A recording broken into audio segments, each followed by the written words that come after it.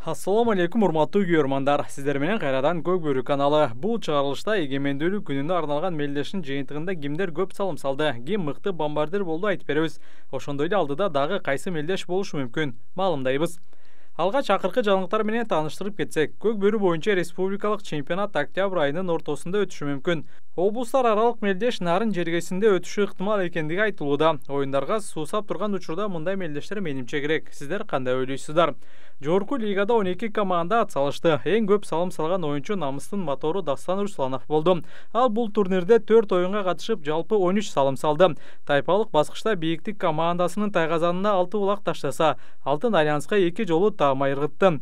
Жарым финалда Ынтымакка каршы оюнда дубль кылса, 3-чү орун үчүн Шахтердин тайгазанына 3 улакты таштады.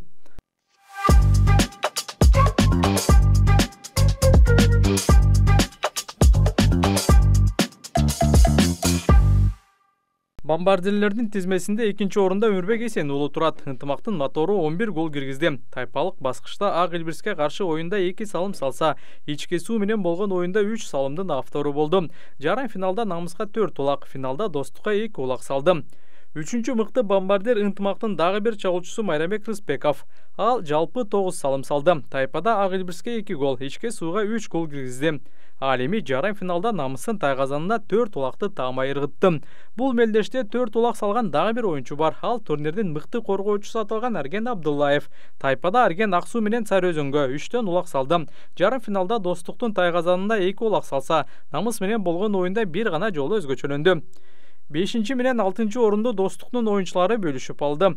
Кубаныч Султан уулу менен Манас Ниязов 7ден салым салышты. Бир гана өзгөчөлүк Кубантай 7 салымдын 4-өсүн финалда салды. Мына кызык. 7-чи жана 8-чи орундарда Аскат Аскаров менен Келдибек Акылбек уулу жайгашты. Алар 6 жолудан гол киргизишти. Сарыөзөн оюнчусу Аскат Аскаров башкаларга салыштырмалуу 2 гана оюн ойногон, бирок ага карабастан 6 салым салганга үлгүрдү.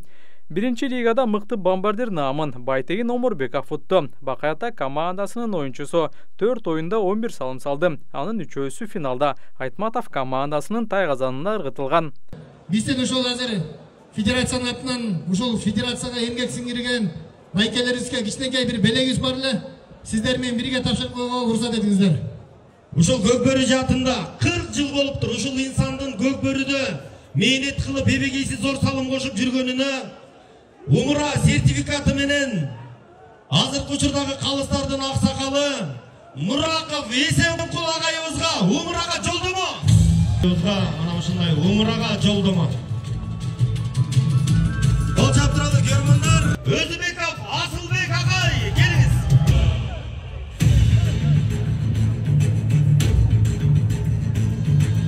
Асылбек ажы, Эсенкул ажы деп айтып кала турган күн келиптир, Кудай буйруса.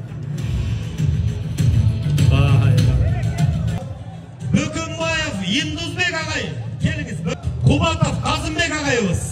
Кубатов Казымбек агай. Сертификат менен Шекитов Эрбек агайыбыз. Шекитов Эрбек. Кең ыраазычылык билдиребиз. Нажимидинов Алтынбек мырза.